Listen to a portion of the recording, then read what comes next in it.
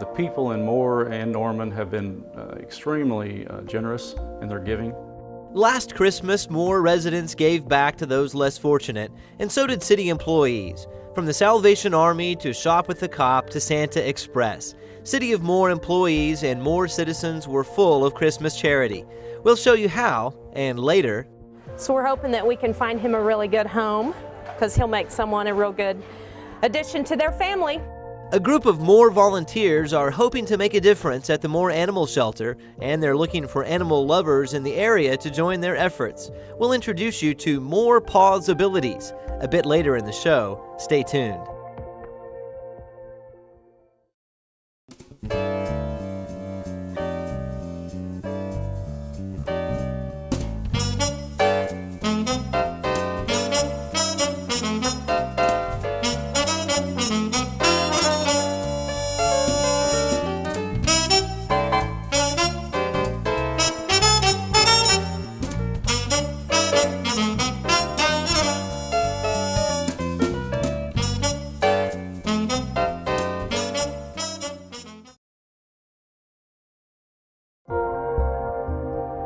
The Moore Animal Shelter has seen a significant increase in stray animals in recent years, in keeping with the growth of the city. In fact, since the year 2000, the population of animals in the shelter has doubled. Each year, the shelter takes in roughly 1,800 cats and dogs. Of those, approximately 70% are either returned to their owner, find a new home, or are taken in by a rescue. You can help improve that number by adopting an animal from the Moore Animal Shelter. Give them a call at 793-5190. Look at available animals online at petfinder.com or drop by in person at 3900 South I-35 Service Road in Moore.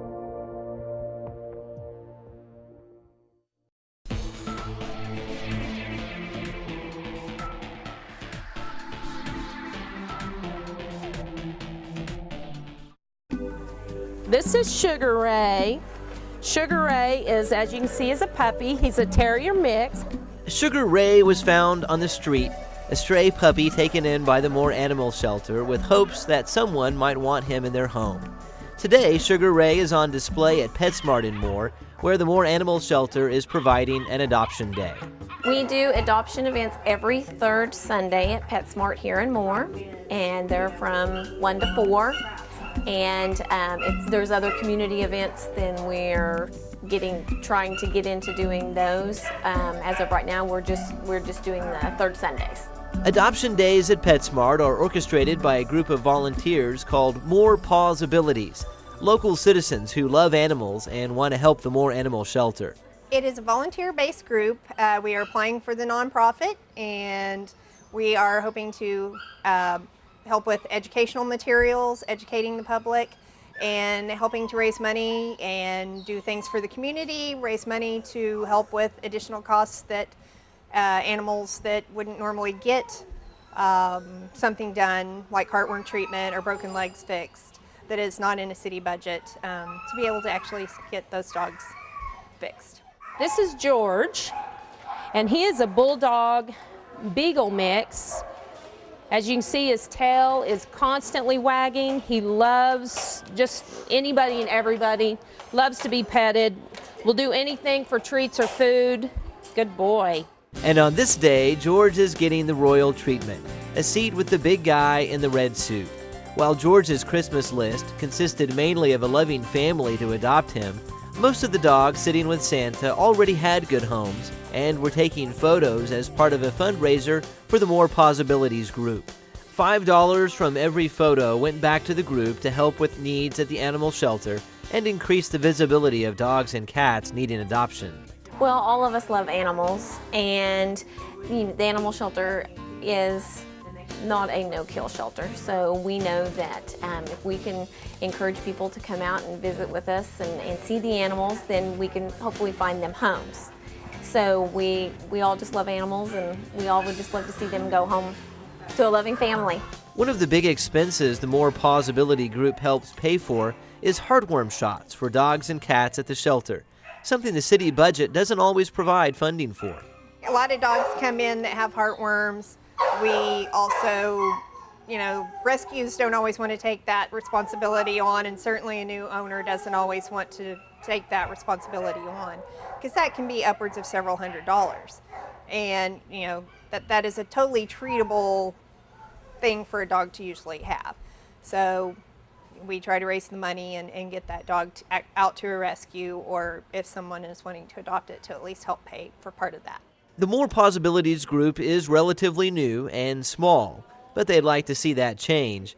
They are currently in the process of becoming an official nonprofit and are actively looking for partnerships with others who share a desire to improve conditions for animals at the shelter and help them find homes.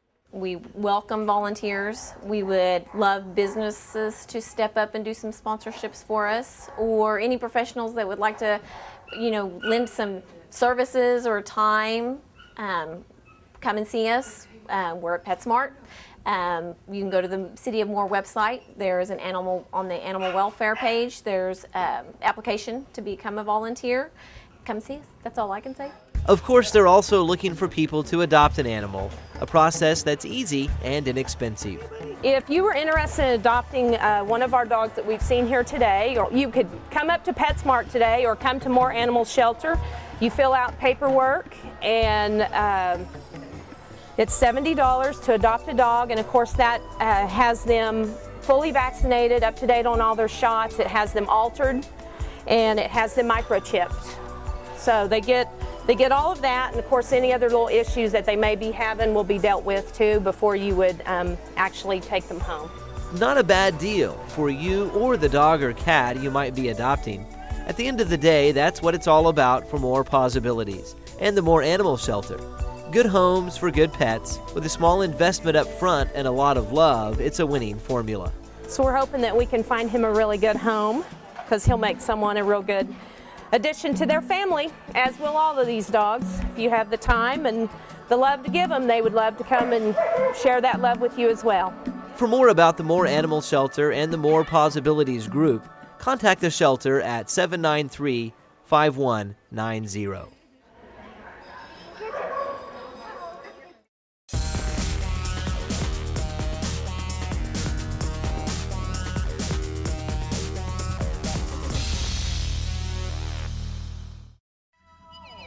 Local neighborhood road construction continues across the city as part of a temporary sales tax initiative approved by voters. The current project under construction includes roadways in the Crestmore neighborhood area near Briarwick and 12th Streets. The most recent completed project is at Northeast 4th Street and Eastern, where the roadway and curbing was redone. A revamping of neighborhood roadways is ongoing as roads in older neighborhoods throughout the city are addressed. Make sure to stay tuned to Inside Moore for updates on these and other municipal construction projects taking place in the city of Moore.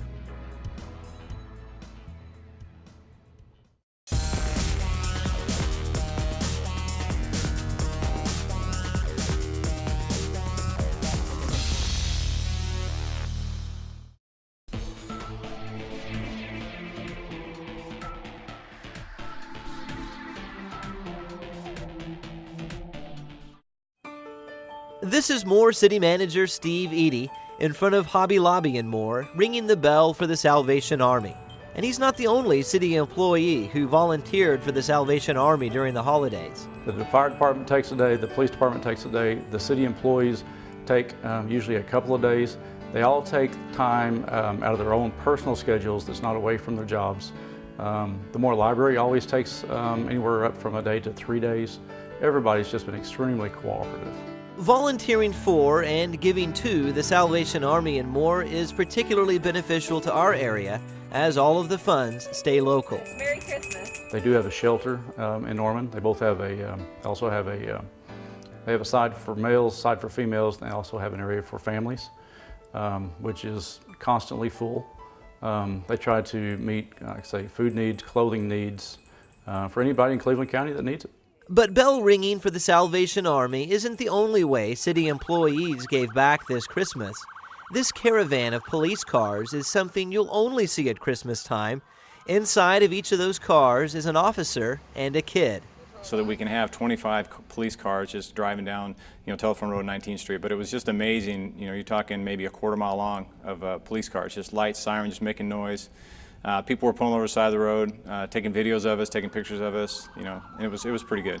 The convoy ended up at Target, where the kids went on a shopping spree of sorts, each with a $150 gift card donated by Target. Each of the officers escorting the kids came as volunteers, off the clock, but their efforts playing Santa Claus may impact their day jobs as they build bridges with kids and families through Shop with a Cop. Well, it's part of that, community building, and I think it really hit them in the heart, knowing that the kids are coming there for a reason. Maybe they're not going to have a good Christmas, or they just don't have a role model, and we want to make a positive influence on them. And I think this is one of those stepping stones to do it. In the case of both Shop with a Cop and the Salvation Army bell ringers, demand was higher than ever this year, but so was support from businesses and the public. For Cleveland County, last year they raised approximately $150,000. The previous years to that, the highs were closer to $100,000. So last year we had a tremendous year.